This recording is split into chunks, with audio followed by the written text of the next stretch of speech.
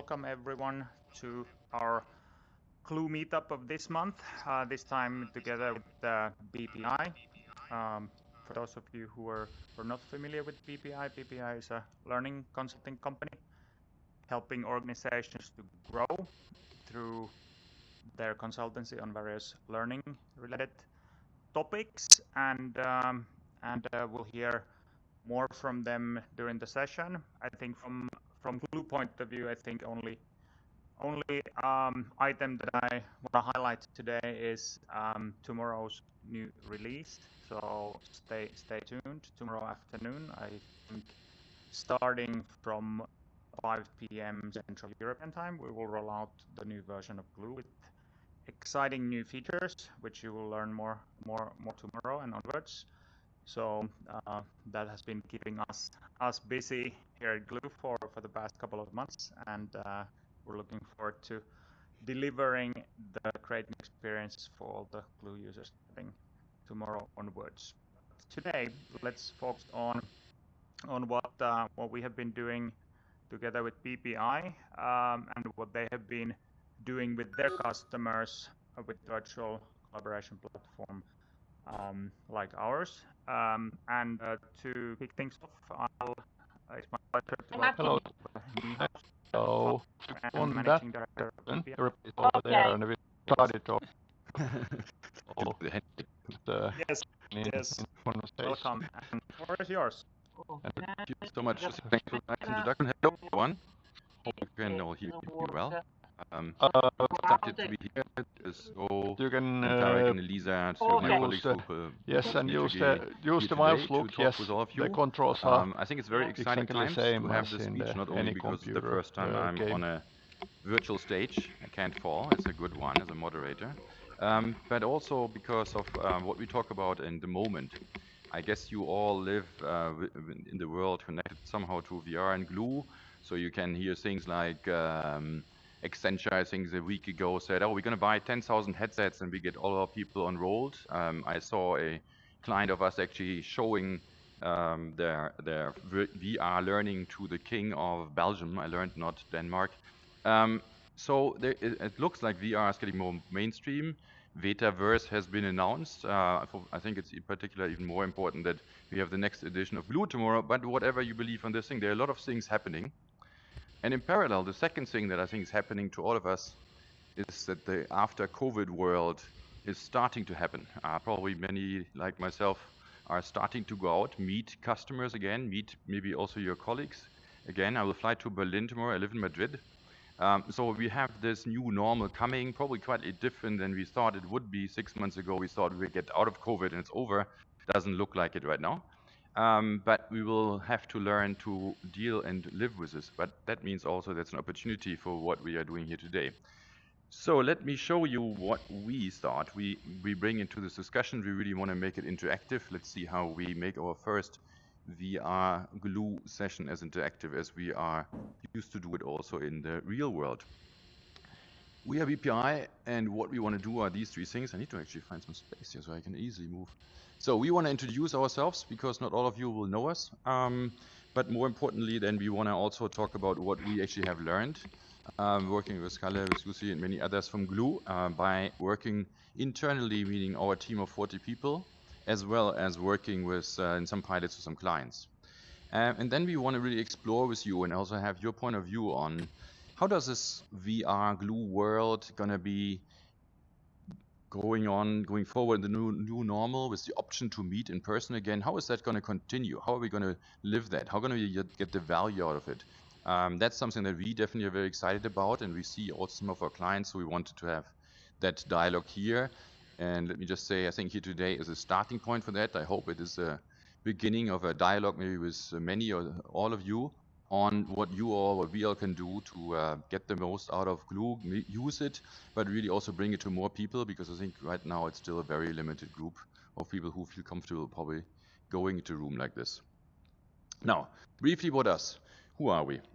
So we are BPI. BPI stands for Business Performance Institute, but we learned very quickly that it was much too long. So it became BPI. Maybe much more important is, if I can go to the next page, Elisa, is to talk about what we stand for, our purpose, as we like to call it. So we look ourselves as learning consulting companies, so a consulting company that focus on learning and growth, and our purpose is to partner with leaders and with teams to unlock their amazing potential in business, society, and life. So as you can see, we're really believing in people. We are believing in potential of people. We're believing that if you think about learning, capability, building, coaching, growing, you can actually go amazing ways. And it's lots of fun, by the way. And we look at that not only in the business world where we work with clients, but also beyond that. We believe that we work with individuals and people. We help them in their roles to grow as a human being. And that goes private life or whatever they do. With that in mind, what do we do? We do things, try to kind of group them. First and foremost, we work on building capabilities, professional groups, being it in a commercial area, scientific development area, and look at their core capabilities, and we help to develop these core capabilities further. We work also on topics of leadership. Very often they're all connected. How do you lead a group? How do you work effectively with a group like this, for example, also with your peers? How do you create a psychologically safety culture, as it's currently very much in vogue? What do you do to do that? And last but not least, we like to call an area developing academies, which basically means if you build capabilities for a core capability for a certain group, and you do that in multiple facets and multiple waves, then over time you are actually creating an academy. And therefore sometimes we have corporate clients who are deciding upfront they want an academy and we help them build this, or it happens over time that it gets founded and grown over time.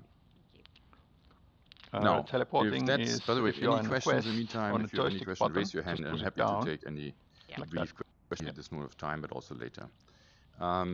Talking about us for a second, we like to believe we are pretty diverse. Here on the left, you find a post that that we from our recruiting did the other day on LinkedIn. I think it gives you some numbers on why we think we are diverse. So we have 40 people. We are 46% women. We have 17 languages. We have 11 different educations background. We play 20 different sports and so on. Oh, and we have 4 of us having twins. But that's not really the deciding criteria. But just to say, we are very diverse. We are all over Europe, mainly different locations. That what we have in common with our clients is that they're also very diverse. Here some indication for the sectors. We work with healthcare a lot, but we also work with software development technology, travel, or also tourism. But we also work with what we are also happy about to work with what we like to call the social impact area. So non-profit organizations starting from United Nations, but also foundations and other organizations that we help to grow. So that's as a background. And what do we actually do when we say learning consulting?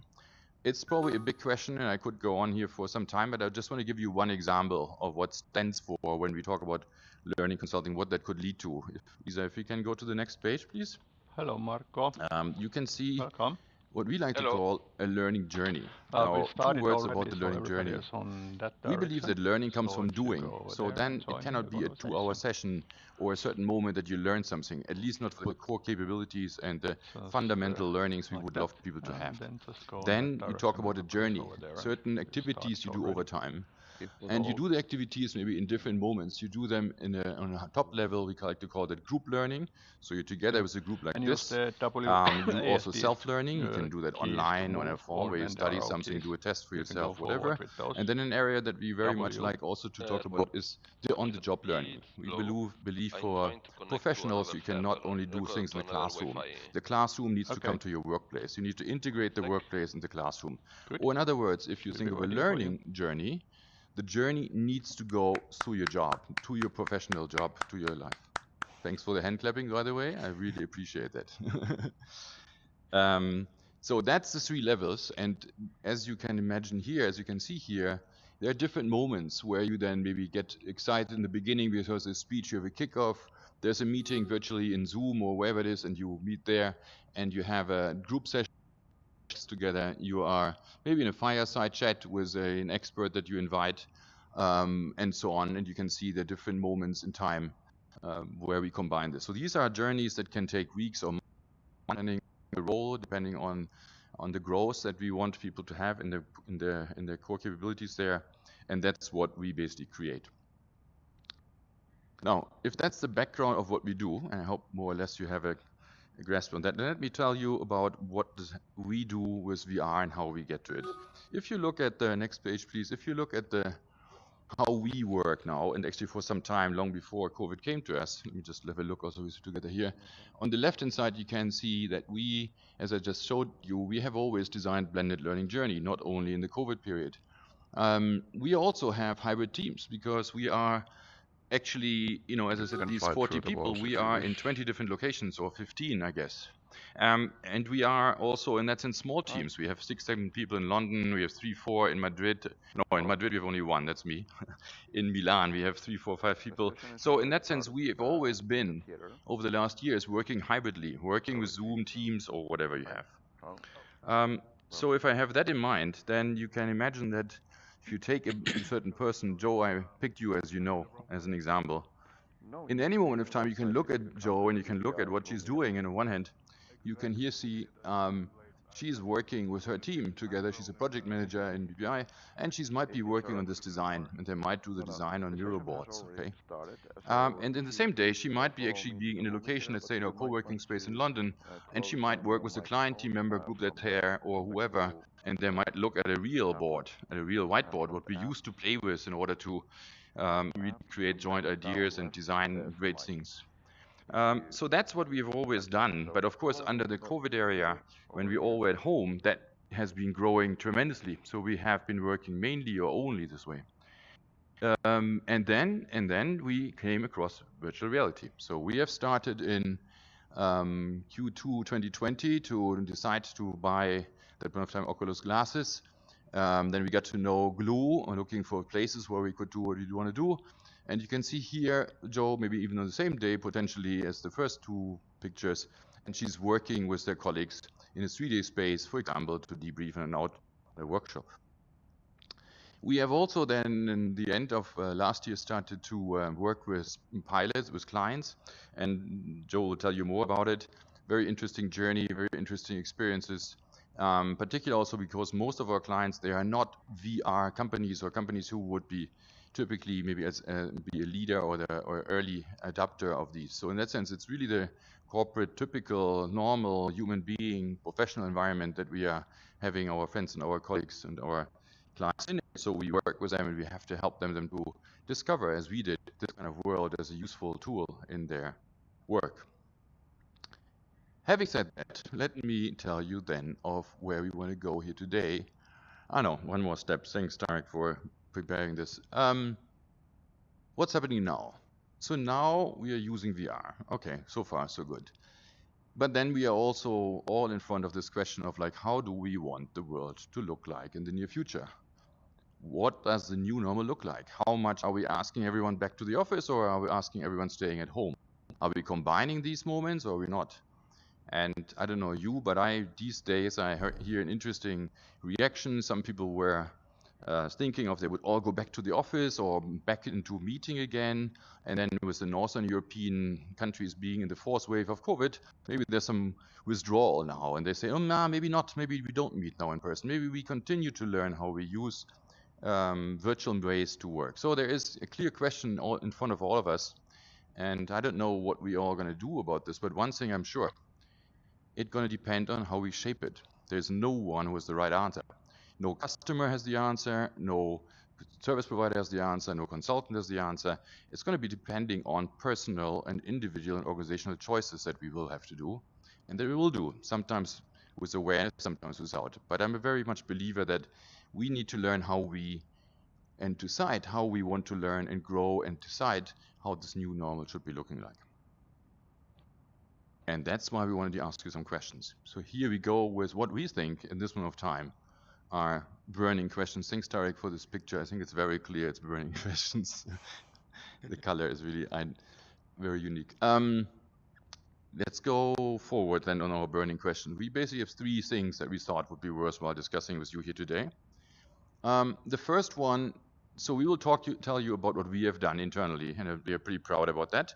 But we also clearly recognize there are some challenges in front of us, how we want to use it, and we called it in particular how do we introduce or how do we make Glue really effective in the day-to-day, not as a special pilot, not as a special moment, but something that really in the day-to-day can live with us as effective as we have learned to use Zoom or other tools. The second area we will explore is what we have done with clients, and we'll give you some insights into the experience we have made there. And there, of course, the question for many of our clients and ourselves is how do we go from pioneering and piloting into broad application? I know some of you that I see here in your names, you have probably are in that stage, you have decided to use VR in some form or shape, and the question becomes, how do I bring this to useful to most of my colleagues wherever that creates value? So that's the second question we want to discuss with you a little bit. And then, as I alluded to, the third question we will touch upon you today, and maybe some of you will have the chance after on this whole the session here for the next 40 or 50 minutes left, we will have a chance to talk about how do we get into this hybrid world now? How do we combine three areas, three work environments? And what I mean with that is you have the in-person, face-to-face, that all we know from all our life. Then we have been the recent years working more on Zoom and Teams. That's virtual working also, mainly even from home, sometimes also from office, right? That I see more and more. And then we have now VR, Glue and home, and that you can do from the home, of course, where you have your 2 by 2 square meters, so you can move around, or you can do it from the office, which is probably also growing as an area where you have your Oculus glasses with you. I see there's a nice whiteboard in the middle. I'm not sure why Marco, that is. Could you maybe move also? You're right in front of the screen. That would be cool. Yeah, Marco, if you can go down, Marco Rigetti. He can't hear us. Maybe we need to send him a sign. If anyone knows how to get in contact with Marco, wherever he is, there you move. Great, thank you, Marco. Fantastico. Now, before we go into these three questions, sorry. He's disappearing fully. And no, he shouldn't. Okay, but that's like when you explore VR for the first time. I think. I'm sorry. My fault. Now, before we go into the next one, let me just see if there's any question on us or on what I described that really needs some answering right now. Or can we just go ahead with diving into telling you more about how we used VR and more about also the experience that we have? Just go back over Any questions? Burning question right now? There's a question over there in the middle to the left, Elisa. I can't read the name. It's Sean, Elisa? Yeah. It's Sean, yes. Here we go. It is Sean. It's always Sean, sorry. That's okay. Yeah. So, depending on how... Whoops, can I have this microphone? Oh, I can't grab it. I can't grab this microphone. Pretend I've got it. Yes. And close this. Maybe I can do it if I have that. Oh, I'm a VR professional, as you can tell. So yeah, the only query I would have at this point is because you kind of alluded to it without going into any more detail is how you have introduced VR and presumably Glue to your clients. Could you just explain a little bit how that has worked and how far you've gone with them? Yeah, so Joe will have a whole session about that, Chan, so thanks for the question. We will talk about that. But just maybe on a top level, on a high level, I can tell you we have done a number of attempts to do pilots with clients. Some of them we have realized, and one of them Joe will talk about. Some of them we have not been able to convince these organizations to really go that far. But we are happy to tell you later on about what the experience with that client is, and if there are further questions thereafter, I'm happy to kind of like take a further discussion on that. We think it's an interesting, challenging ride. Either you go to an organization who I see here, Axel Springer in front of me, or others who have made the choice and to step into that world, or then I think it's an easier dialogue. If you have some of the clients that we have who have never even thought about VR, it's a more challenging ride. But happy to talk about that thereafter. Any other question? Not the case. And I think I give the stage to Tarek in order to tell you about what we actually did with what's our own experience. What did we learn? What did we do? Tarek, I think the floor is yours if Elisa is sharing with you the changing the picture for you. Virtual floor. Happy to be here. I just want to confirm everyone is hearing me well. And then as we go into the section, or what do I want to explore with you today is how to embed effectively as an everyday collaboration tool. So understand. Oh, hello. yeah. So and then just on just to say about the section, whenever you're having any questions, feel free to also raise your hand at any point, and then we'll address the question at that moment in time. Yeah. So what we want to explore is embedding Glue every day as a collaboration tool. And so to answer this question, essentially we need to understand where Glue/VR is right now. And some of you, and we want to jointly explore this, and some of you might be already wondering, use Glue every day. Well, actually today is my first time using it, so I don't know if I'm prepared to use a Glue every day or to even to begin to explore that question. And on that I say, recognize the BPI as somewhat of a case study of an organization that's applied VR with various internal business applications to try to understand where VR is today, and then that can help to understand where or how Glue can be embedded further. So that's what we'll be exploring in this specific section, in the first section. And then, yeah, next slide, please. So understanding where VR is today. Now looking at the slide can be overwhelming. It's what exactly are we looking at here? And that's the idea, right? So it's a lot it's a very busy slide, but also BPI has had a very busy year. So this is essentially a photo gallery of all the different applications we found in VR. Well, yeah, if I can then also take your attention, but not so physically, but just to this side of the screen, what's really nice and like, essentially what this slide is really trying to show is there's so much to do in VR. You can also teleport over rooms, and for those who have been using Glue more often, you'll recognize from this side is some of the older versions of the avatars, and then going to the right is some like with the further updates or so. And the whole idea behind that is that as Glue, and we're very grateful to from Glue 1.0 to the Glue version that we are on now, 4 or something, that as the features have expanded, so have our application and our use cases, and we can even add today's keynote as a nice use case, something I didn't really expect to be doing in VR. So that's essentially a lot is going on in VR.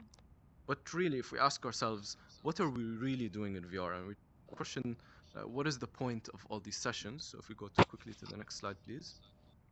We found that there's 4 key ways that we are using VR. And these are the 4 key ways, starting with the first one for teams, and it's quite probably intuitive, for teams to bond. So a nice session here is we had the Halloween event where everyone was dressing up in a creative way in a Halloween costume, which is of course something you can't dress up your avatar in person or on Zoom. So this is a nice unique way for teams to bond. And right here we're just playing Cluedo, which is a murder mystery. So we're on the board game trying to solve a murder mystery together or so. So a lot of creative and unique ways for teams to bond. So that's the first use case. And now here, if we go to the second use case, actually this is a selfie that Joe took. So Joe, could you expand a little bit on exactly what's going on in this photo? Sure, happy to. So I think this has been probably one of our account meetings. This was with Uwe and another project manager of ours in the dialogue of what are the key discussions going on across projects, how are we aligning on midterm staffing, outlook, and so on. So we're really using the space also as a recurrent room for us to come back to and have the focus discussions, take some decisions, and then basically take up the next steps ourselves in the real world, let me say. Yeah, very nice. So it's basically it's being used for teams to reconnect on any or at specific touch points and to see when decision need to make in terms of weekly planning, monthly planning or so. That's really great. And then here in the one we see creative brainstorming and problem solving. And the example you see here is, as my colleague Uwe was explaining earlier, a lot of what we do is designing learning journeys. And so this is an example of us designing a learning journey, and in every project there comes the point where this needs to happen. So VR, we're finding that we join VR meetings, we sub VR meetings where we like to have to come up with nice ideas or to really get to the root of a problem or so, and to understand what is going on. And how this is usually happening is, as you can see in the photo, you're setting up in a 3D space what exactly that you're trying to brainstorm or think about or problem solve, and then having a roundtable around that. And then the fourth one, which is very, very exciting, and I want to come also closer so I see it better, is experiential and learning sessions. So of course, as a learning consultancy, we definitely want to be using VR for learning. And unfortunately, I wasn't there for this event, so actually I'd rather ask my Uwe to expand on this a little bit. So what exactly was happening here? Yeah, thanks, Tarek. So that's actually one of my favorite experiences in VR next to being in Glue. As you said, it's experiential learning. So learning by doing is really a core feature of what we believe in when we think through how learning journeys should be. Now, this actually is taking an image from called VR Plank. Maybe some of you who have been in VR for a while, you might have even done that.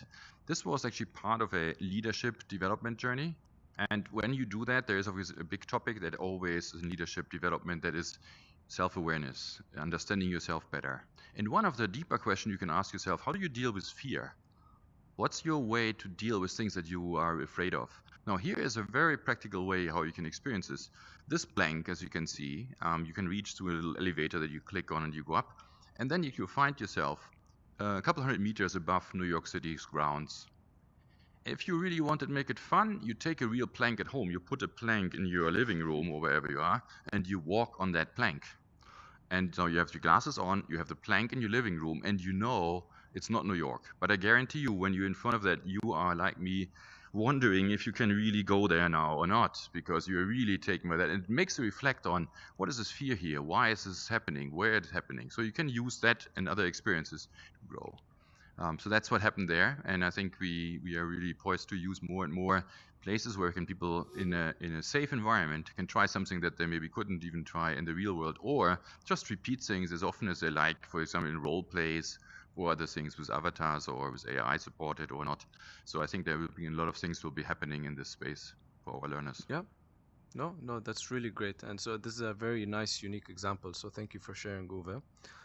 So just to summarizing again, so these were the 4 ways that we have been using VR. I'd like to just quickly pause and check with you. So for look, I see for Chris from Axel Springer in front of me. I recognize your organization is also using VR. So what is the most common way that you're using VR? Is it one of these 4, or perhaps there's a 5th one that you're using?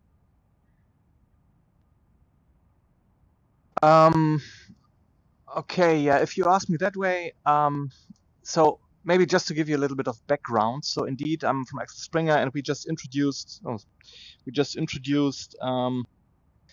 Glue as a VR meeting platform in Axel Springer, and we are just currently rolling that out within our organization, so team by team. So within my organization, actually. So I'm from National Media and Tech. This is a 500 people tech organization within Axel Springer. From there, we are rolling out the platform and the VR project, and want to go further and further also into other Axel Springer organizations.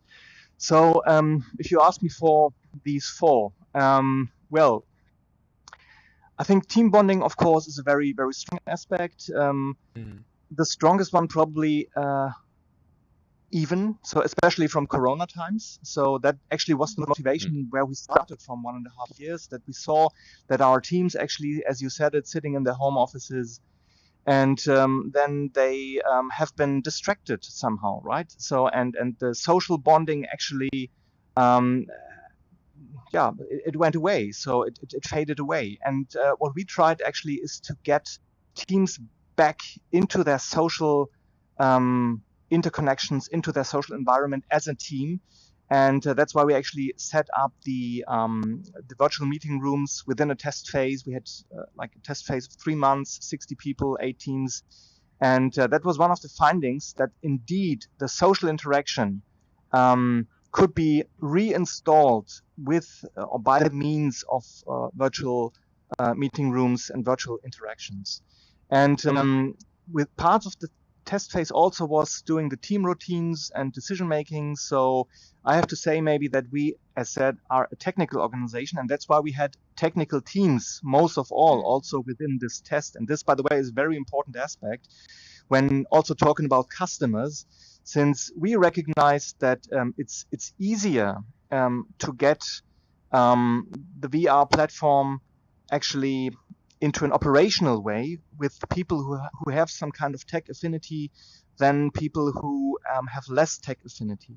So this is what we found, as said, as a tech organization, but also a point for discussion, of course. So I'm also looking for an answer or for a solution, an easy path actually to bring VR much easier also to non-tech teams, since of course they have another perspective on the whole aspect. So they are not as close as tech teams are. But nonetheless, so the second part, of course, is also very important for us, since we have like daily routines, agile, Scrum meetings, retrospectives, everything like that, which happens nowadays with those teams in virtual reality.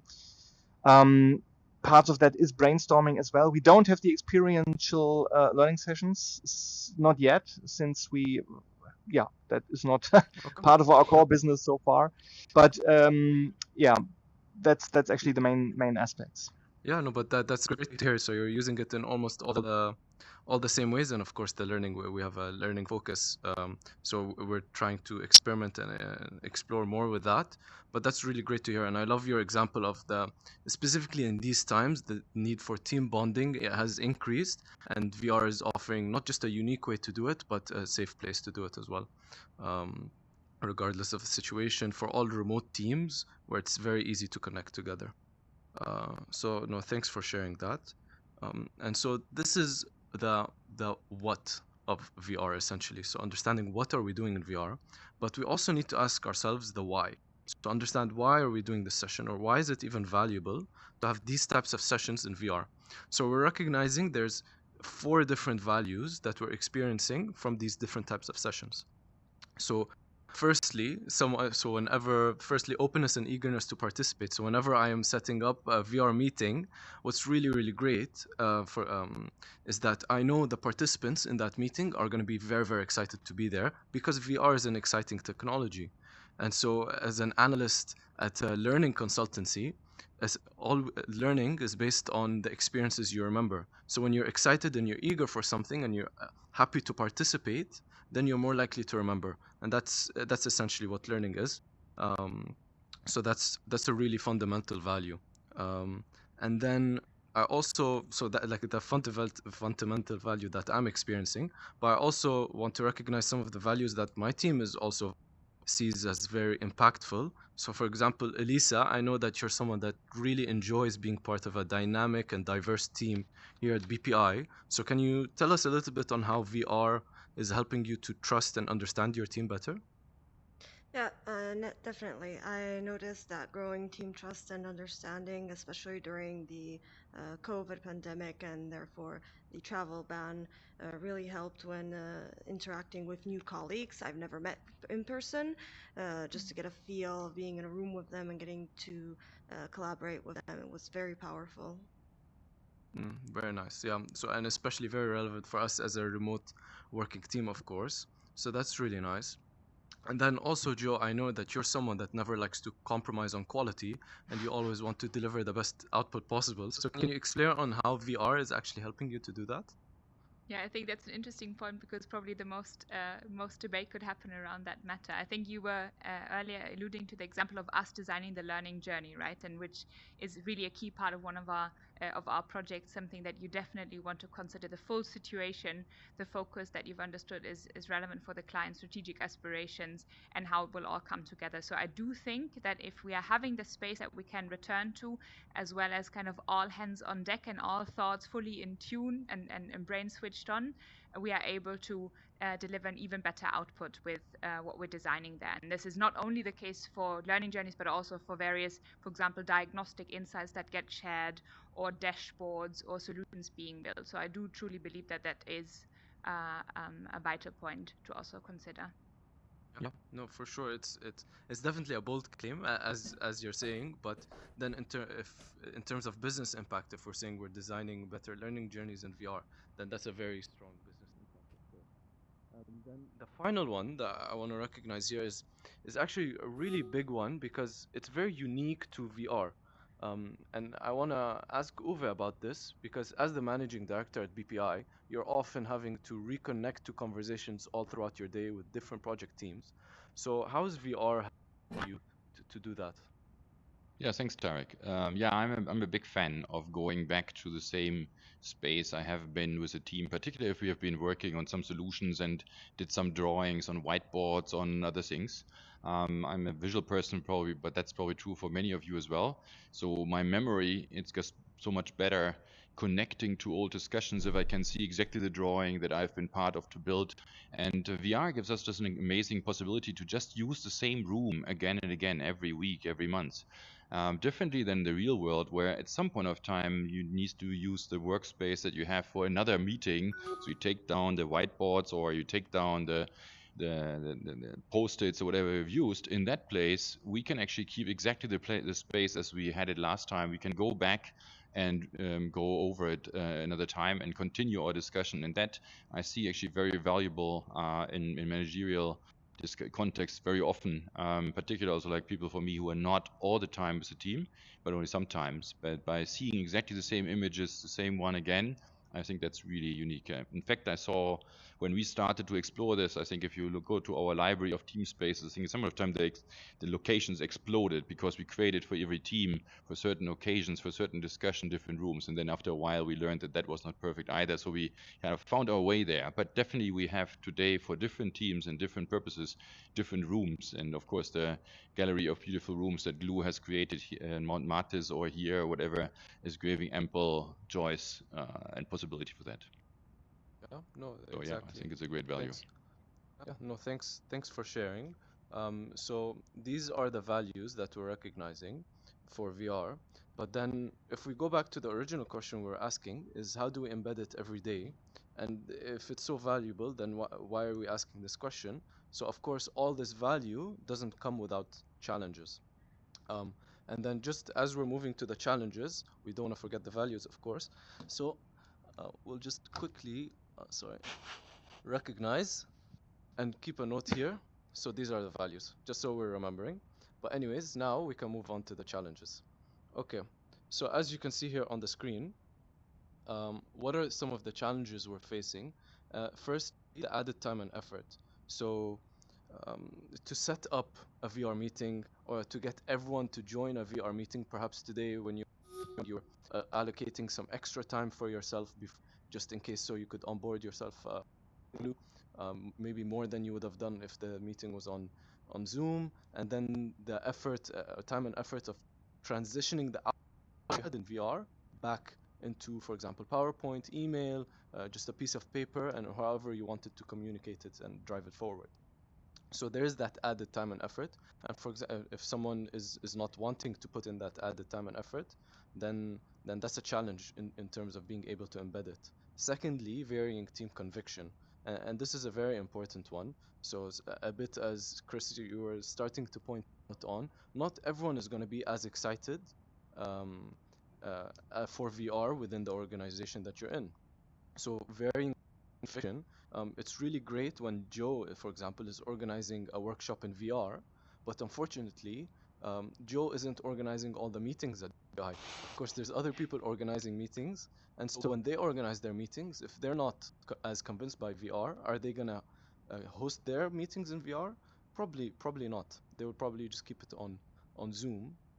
And so essentially, if you talk about embedding it every day, if not everyone is convinced that this is a language you need to speak every day, then that can create problems. And that can even have longer term problems. If I just quickly touch on that is if some people are using VR a lot, and Chris, I'll just come to your question. I see you have a question. I'll come to you just after this. I make this point quickly is if some people are using VR more than others, then those that are using it are getting better at it, and those that don't use it kind of get left behind a little bit, and that can create a disparity in the level of confidence of using VR. So it's very important to recognize this challenge, and I also want to recognize, Chris, you had the question? Actually, just in addition, I wanted to add something to the second point, varying team conviction. You're absolutely true there. So you might have a team which is convinced, another team might not be convinced, so they wouldn't use it maybe. And I would go even a little bit further. Even within the team, you really have to catch everybody, right? So this is what I recognized during the last year. I'd say that VR meetings, this is a little bit like with the Three Musketeers, right? It's one for all and all for one.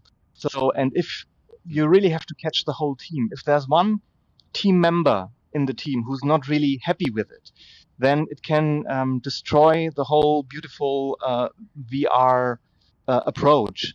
And this is, let's discuss about that later, but very interesting for me also, how do you deal with that? I can tell you how we deal with that. So we deal with these individual persons and try to onboard them and create a team which is really as a whole convinced of the VR approach so that you really can work with them.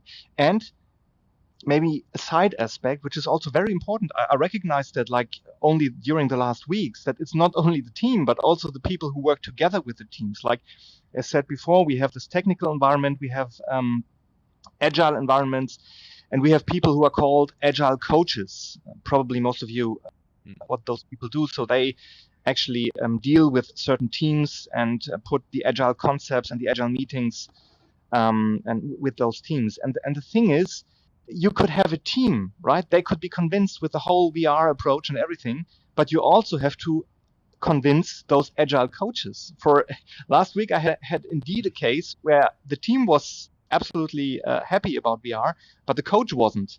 And that was a problem. So really, we really had to discuss about the whole aspect. And this is something which you definitely have to have in mind. It's one for all and all for one. No, that's a really great comment. And you have also recognized that. And then I see there was a question, I think at the back. And now we do have a team activity, and we want to discuss this also more and exactly how these challenges are surfacing in your organization. So I think we'll take quickly one more question, and then we can move on to the activity, because of course we have a lot to cover today. So I'm not sure. Could you I think it's Matthias. Yeah. Matthias, yes. I'm not sure how to grab the mic. I'm not really familiar with the Never mind, you can just speak up. That's fine. All right. Well, hello, everybody. Hello. I'd just like to contribute with this specific issue. I do believe this is not an issue with VR particularly, but rather with it's an issue about change management in the corporate section. So if I've seen the same situation with other, well, I come from an academic background, and I've seen the same situation with other technologies or processes. So it's really a combination of issues that come from a meso level, meaning the company itself, and the micro level, meaning the teams and individuals that have to come together within a specific environment in collaboration with the expertise of, for instance, Glue, meaning the experts that provide the means in VR or the technology to provide challenges and the means or the opportunities for adoption of the media, meaning having an objective as a person, as a professional, and as a team member, to adopt the media, right? A reason to change, as well as having an environment to do that. So if each team has to come up with their motivation on their own, there will be a constant fragmentation, in my opinion. So this is something the company, from top to bottom, has to deal with, has to create, let's say, a unique environment within the company to be able to roll out the new way of doing things. And it takes time. So it's a long-term project that has to be provided to the teams. And then it's let's say it's a larger project that has to be on the background, on the backdrop of all the other projects, and in time that will become ubiquitous. If it doesn't, if it's not on the horizon of all the projects within the company, it's never going to happen. It's always going to be fragmented. It's always going to be a loose ends of those laggards that never will fully adopt and that's not going to move. And the very team convictions and the fragmentations and the movement, the whole potential of the medium will never really catch on within the company. So it's, for instance, if you look an association called ACMP, Association of Change Management Professionals, the International Change Management Group, they have several cases on how to make companies adopt new ways of doing things, either from technology point of view or just new processes. And the cases can be adopted or translated into VR easily. Well, not easily, because there's some adaptations to do, but it's the same basic principle. So I think that's basically a way to look into this issue from an organizational and cultural point that translates into the technology itself. It's just my 2 cents, if I may. No, thank you for sharing, Matthias. It's really nice to see everyone. Not sure what deserves a round of applause. It's really insightful, and it deserved from me. Yeah. Yeah, everyone has their thinking hats on today, so that's really great. And to see that you've already been reflecting on some of these challenges. I see, Sean, you have your hand up, but unfortunately we do want to move, and we do have time. Don't worry, we do have time to capture some more comments. I think we have a lot to discuss in terms of the challenges, and that's what we want to do. But then just summing up the final challenge here that we were recognizing is prioritization of efficiency. So similar as you've been touching on as well, is what is the, like, when tasks are getting very urgent and your to-do list is piling up, which is of course something we can all relate to. What is the most efficient way to do something? If it's not VR, then sometimes it can get left behind. So that's also a key consideration. So these are the challenges from a perspective, but now we want to understand and engage with what is happening in your organizations and understand your reality.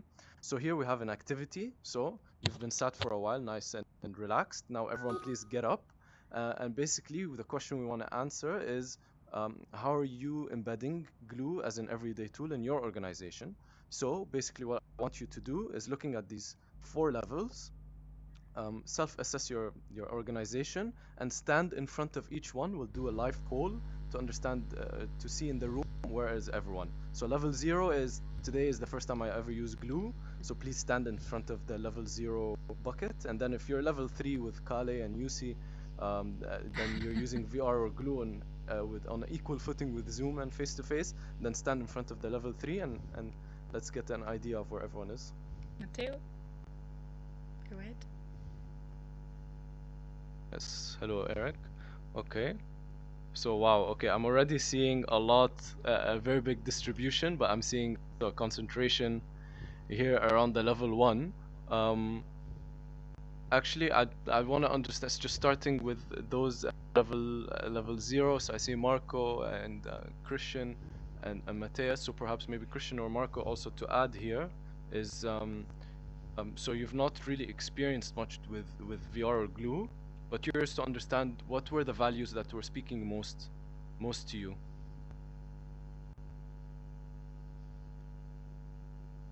Just grab the voice or give him the microphone, whoever wants it. Yeah, if anyone wants to. But from my point of view, the most interesting part is really the possibility to be in a meeting without being in a meeting, and so you have a similar experience of what happened when you are in a meeting room, even if you are smart working, for example. So that's the interesting part, because it seems to me that I can work, let's say, not better, but like I am in the office with them. On the other side, I think that the interaction with the tools that you need for the meeting is also important, and that's also something that I cannot add more on this. Nice. Okay. No, but that's a good point, and then hopefully that's driving also the organization to the value of VR. And then if I just move to the other side of the room, so those that are very impressively already using, for example, VR quite frequently. I see, I don't know, a third person in the screen. Not sure who that is. Of course, we have our Glue colleagues over Sean here. was hiding in the.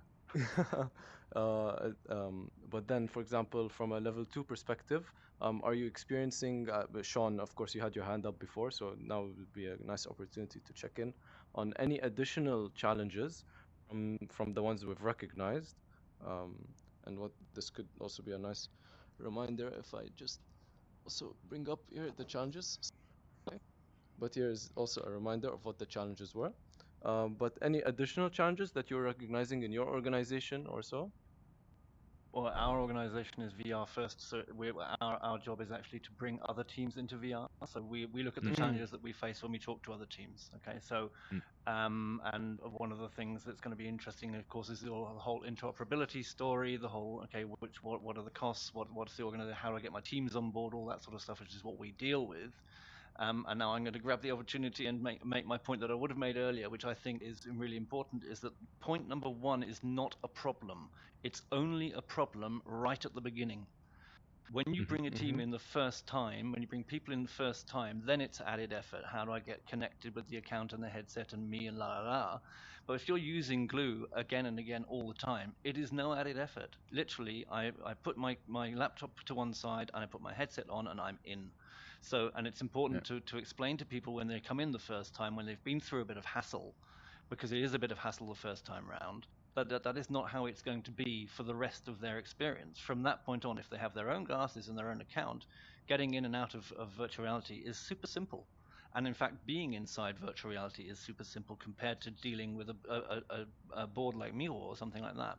So I would say that actually, number one, the only thing that you might be added effort is actually bringing materials in and out. So taking materials in and out from 2D to 3D is a relevant topic, but beyond that, it's not a problem.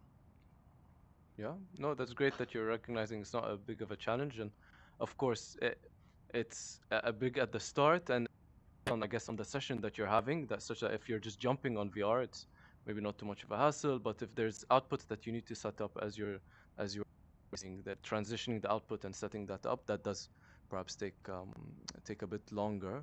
But there's always ways to mitigate that. So thanks for sharing. And on that, actually, speaking of ways to mitigate it, I just want to. I see you. So you have a comment or so? Yeah, I just wanted to take the opportunity to kind of mitigate some of the challenges that, for example, we're experiencing here today on this session that will be mitigated from tomorrow's release onwards. So I'll give you a sneak peek a little bit. So you probably recognize that some of the people have higher volume level than others, even if the distance to others is similar. That relates to the differences between the headsets and the configurations. Tomorrow onwards, our functionality will have voice normalization, which will kind of make this effect disappear. The other thing, which you recognize, depending on where you stand, is that it's somewhat hard to see what's on those posters, kind of visually. The clarity is not that great. There will be massive improvement in the resolution clarity in different aspects of Glue, whether it's a whiteboard that is or pictures or the screens, because these are the things that affect your productivity. And there's a new Note app which gives you more flexibility of different note sizes and fonts.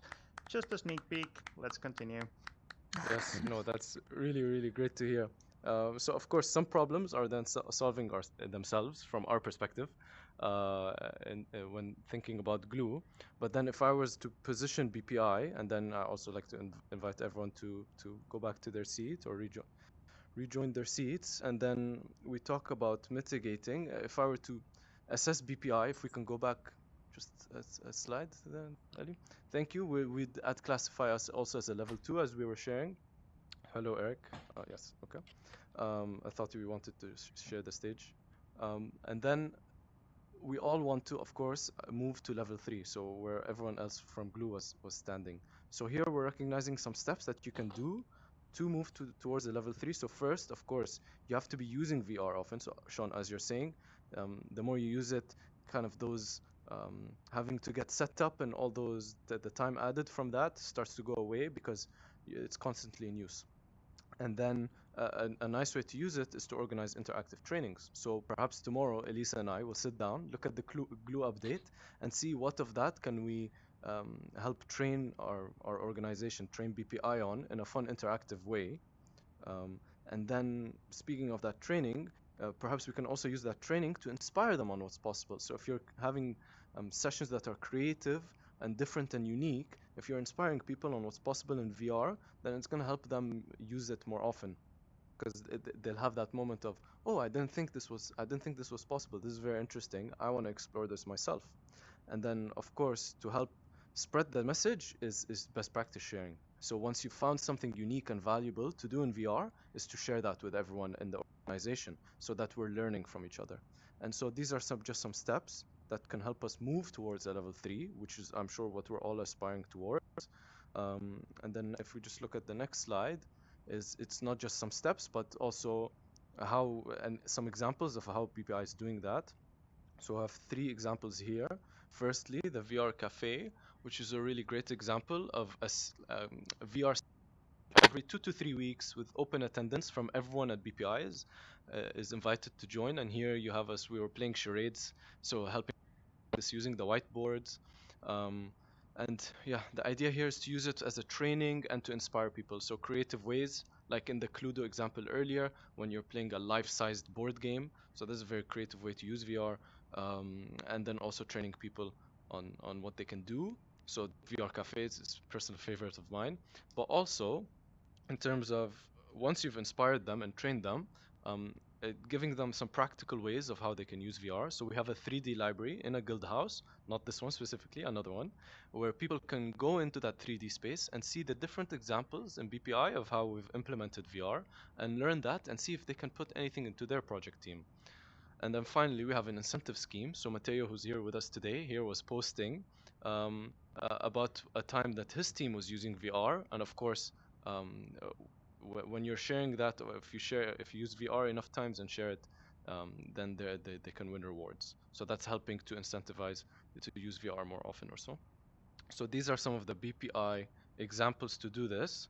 And this concludes the internal section.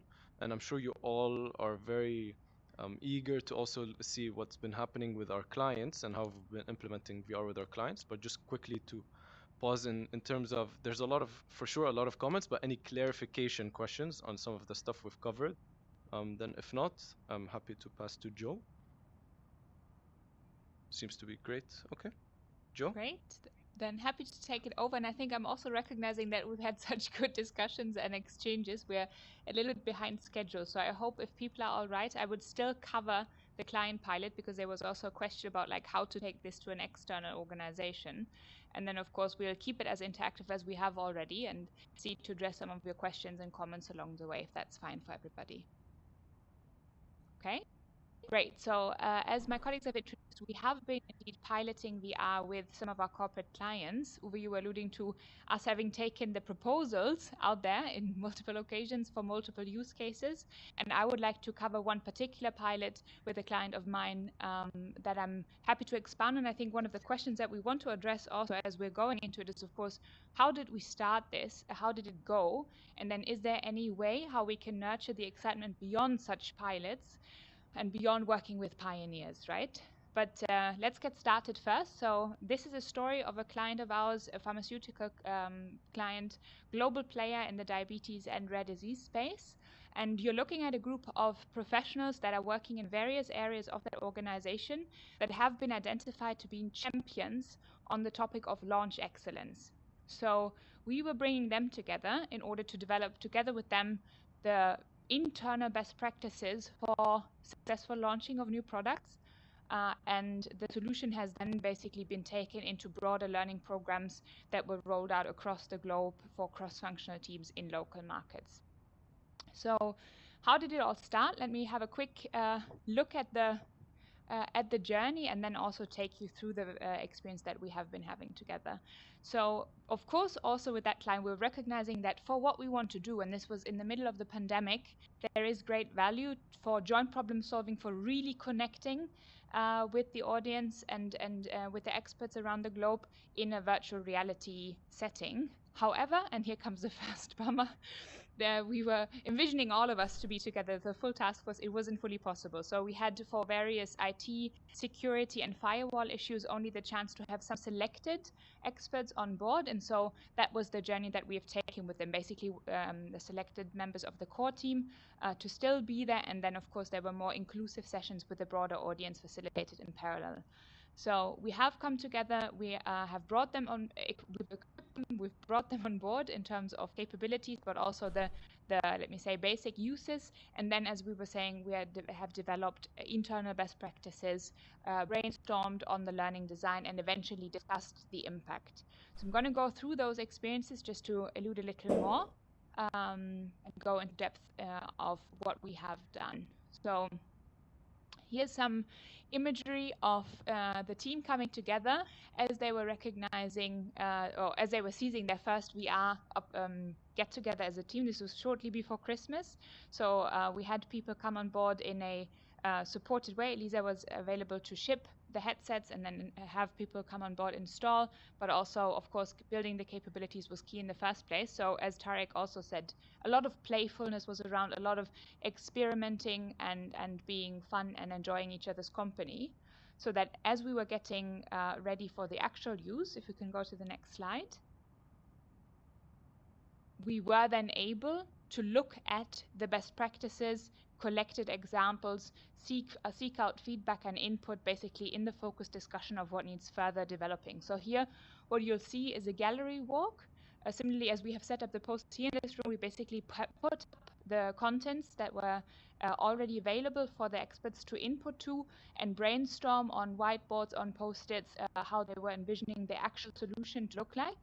And then if we go to the next page, we had, of course, some focused discussion on the areas that needed addressing. So I think in that way also we were covering everybody in their own time in that room, the areas that they deemed relevant to input to, and then with the focus being set, we could narrow down where it really needed the group to discuss to find some solutions together.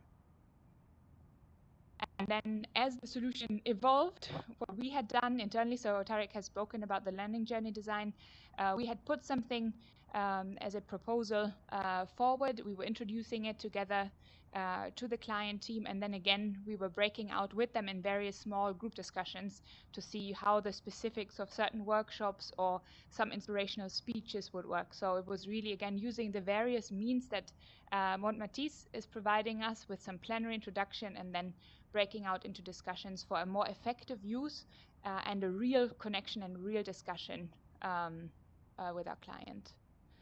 And then last but not least, whenever we're doing those initiatives, we're also very eager to measure the real impact. So after the training, the learning journey had been delivered, we were returning back the results. So capability growth, satisfaction, outputs derived, and also we were exchanging with the core team on some of of course, core feedback points, but also points of appreciation for each other. So this was, again, I think, a moment that nicely illustrates the value of real connection on a personal level as well, because we were just like here together as we would normally be, maybe in a location in another place in Europe, over a cup of coffee or over a glass of wine, right?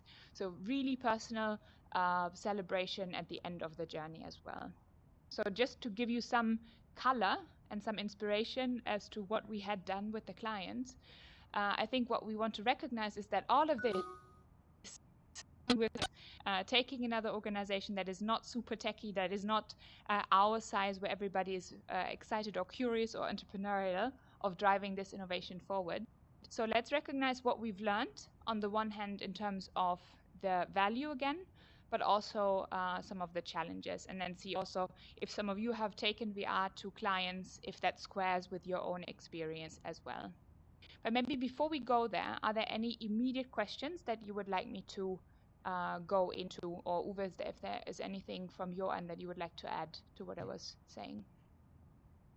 From my side, no comment. I think that was very clear. But I guess if you have a question, otherwise I think it would be interesting to listen to you. We learned what the learnings were and the challenges, because I think that's fitting also into the discussion. So then I think we're good to go.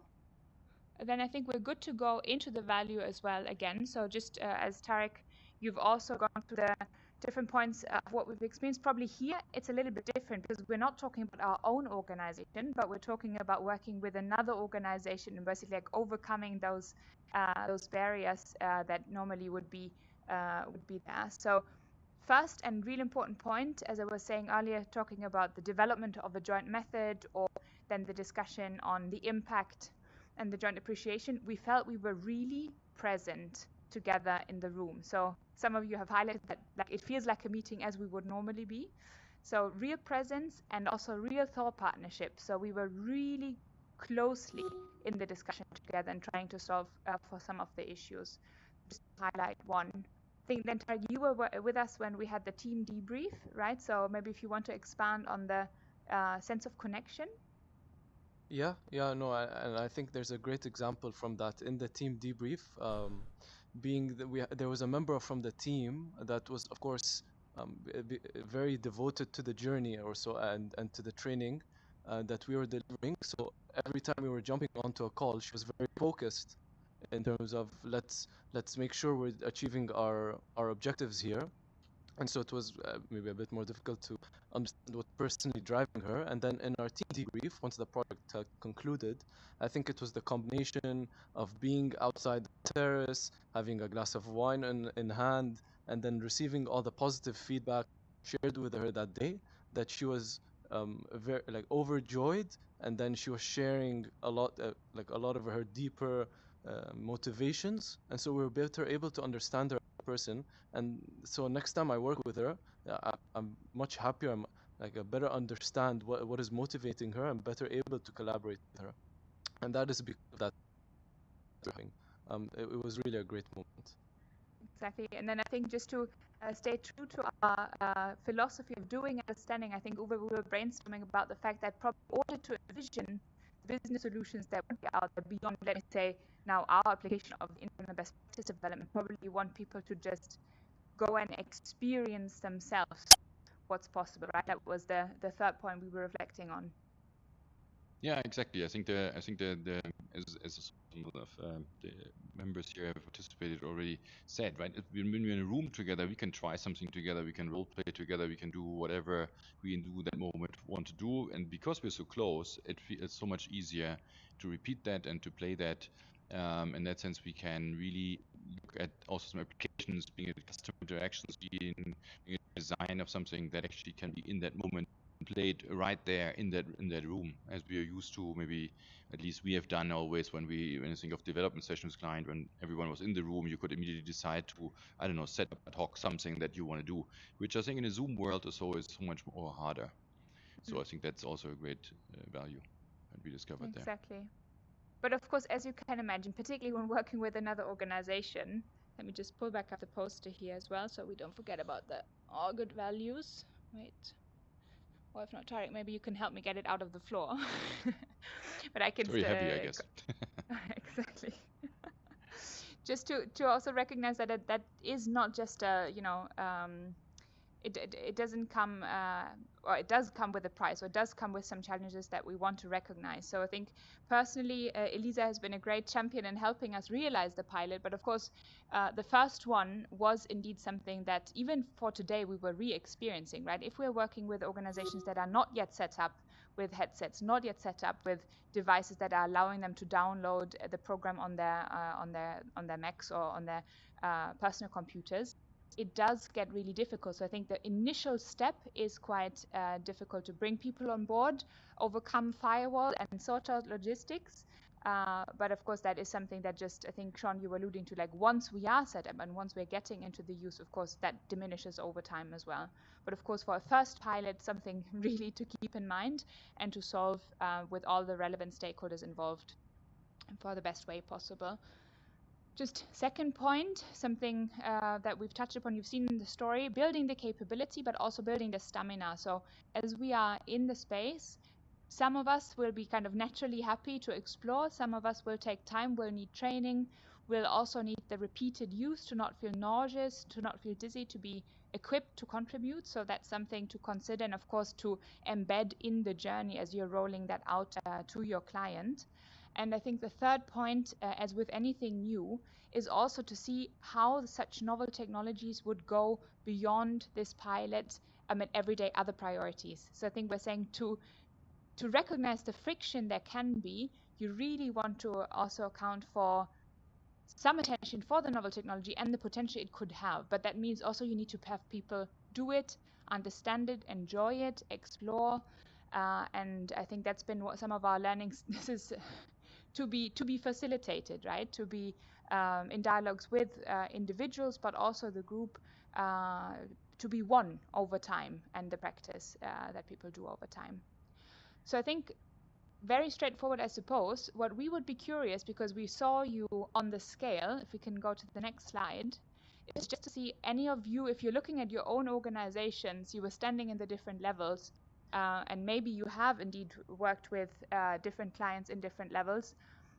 Do you see yourself having some of those challenges, or is there something that you would want to discuss that you feel would need additional addressing? So this is recognizing on level 0, when you don't have any experience, just like our client had in the beginning, you may wonder about the value, you may wonder about how to get set up and onboarded seamlessly, right, to really get started, to overcome security and initial capability issues.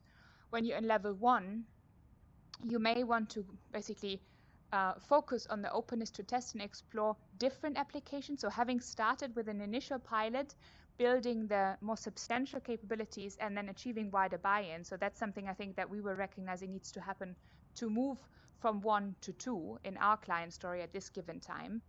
If we're at level 2, which I think many of you, I saw you standing there, it is then really identifying and boosting the most impactful business applications and scaling the solutions. So I think to come back to your Axel Springer example, this is probably really also the question now for you, right? How to scale beyond into parts of your organization that are maybe different or would have different applications also. And then I think for level 3, we're looking at glue and wondering. What are the persisting challenges? But we thought it may be good to summarize. And again, feel free to chip in and maybe add to what we have put on the board. I saw you had your hand raised. Yeah, I can say a few words, which talks about the future direction of the platform. So I think what we achieved already very early on, and why I joined to lead the journey, was the promise of this technology delivering the remote presence, which has been kind of the founding competence or value of the platform, feeling that you're in the same room. I think that's it where it all starts. Today we can, I think, proudly say that you can replicate many different types of meetings that previously took place in face-to-face, and you can have the same experience. I think where the longevity of these platforms will be determined is how well we can integrate the experience into the existing workflows and systems of various different customers, whether it is a transferability of content, different platforms in and out from here, as well as kind of how you can actually get value out of this session and take it into other systems, and preserve the data and kind of use it elsewhere as well. Not just the content that is created here, but what actually took place in terms of who commented on what and what was said and all these things, without it being kind of with the consent of all the users. That can create a lot of value, and there can also be a lot of signals that users can free willingly give in these sessions. Like, for example, your meeting here could have some buttons where we could press, I want to know more about your learning journeys, and that would go into your CRM system, and there would be a follow-up organized automatically, for example. These are the type of things, as an example, that we're looking into when we're solving the challenges that relate to the level 3. Very interesting. Thanks a lot for complimenting. And I suppose we are eager to see how this is ever evolving on your end and how we can be part of that journey as well. Are there any other spontaneous reactions to challenges that you may have experienced that we want to be mindful of as we are ever more embedding the technology in our ways of working wherever we are?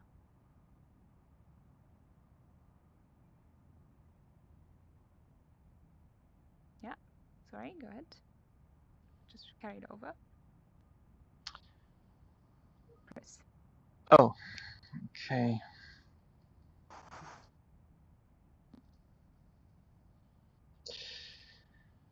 I just want to maybe point to the aspect that so what you've shown us to us here, that was very often, of course, the workshop aspect, right? As far as I got it so far. And I want to point to the various like team formats which can be executed in VR. As said, since we have like started this test phase with many tech teams, various team formats are possible there, from daily meetings to presentations, as said, workshops of any kind. So what we found is that usually VR is useful, Glue is useful for any of these workshops, but not with any team, right? So, and this is the aspect I actually want to point to. Every team, so we are talking about teams, is individual, right? And if VR works or works not for a certain team depends on very individual aspects. So one of the questions might be, which I mentioned beforehand, is the tech affinity. So if a team has a higher tech affinity, personally, I just found it's easier to put them on the VR track since they are closer to the technology. I think this is a natural thing. It doesn't mean that if you are not a tech team, VR wouldn't work. It's just the way is a little bit longer, I'd say. Then you have other aspects, the complexity of the use cases, for instance. The tolerance level of the users is very important there. If you have complex use cases, and maybe with external applications or with lots of text or something, then as we see, resolution is a topic. So not all of those use cases can be transported into VR, or not one-to-one, right? Sometimes you have to work on workarounds, on individual workarounds. So since every team is individual, has their individual team formats, meeting formats, processes, and very important also individual characters, which you have to deal with. There is one solution and one learning which we found during the test phase, which was that if a use case which works in VR perfectly for one specific team, it does not mean at the same time that this use case works in the same perfect way with another team, since the other team is individual. So you have to start again, right? You can adapt the same use case with a second team, but then you have to deal with them individually. And maybe it's the same use case, but maybe it's another adaptation, right? So this is something where, as I said, the individuality of the teams plays a very big role. Yeah, so this, from my point of view, is a challenge, since there is no general way of putting VR into a team organization. Definitely. But you really have to put VR as an individual thing into every single team. Of course, there are like general basic knowledges which you can put in there, but with every team, usually you have to adapt. One thing I want to point out is that, talking about workshops, our experience works for all of the teams, right? We had these workshops of any kind. We have these so-called retrospectives in the agile world, which is a view back on the last development iteration, something like that. It's a kind of workshop. And that works perfectly all right. So with every team, we had this outcome. Workshops, they work perfectly. You have the social interconnection, which is great. You have the wideness of the space. You have breakout sessions possible, everything which you have in a real workshop that works perfectly.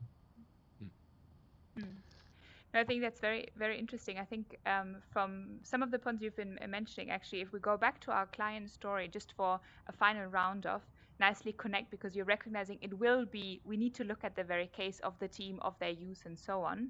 So what we were saying, probably for that to scale, and thanks Elisa for bringing up the last slide on that one, it's also recognizing who would be the right people in the new environment to champion that, to carry, maybe kind of carry the torch forward, right? So who would be innovation champions that could share their excitement to go beyond, and then of course also inspire new developments. So see what will be the applications in their business environment. And then, as we were saying, the regular activities and exploring and testing then with them and with their team will probably lead to the most crucial business applications for that given moment, for that given group. But of course, that is a journey that will take time and that will take practice as well. And I think last but not least, if we're going back to the story, we're recognizing this was a small scale pilot in a big organization. So probably for this to expand beyond, we would want to see organizations fully embracing the technology and basically almost like sharing a mandate for this to scale and for this to be a desirable way forward. So I think in our client case, we see there's a lot of VR discussions now ongoing in various units. So probably that can serve as hubs to further broadcast the message. But it is indeed, of course, whenever we're talking about scale, a thing to consider as well, just organizationally speaking.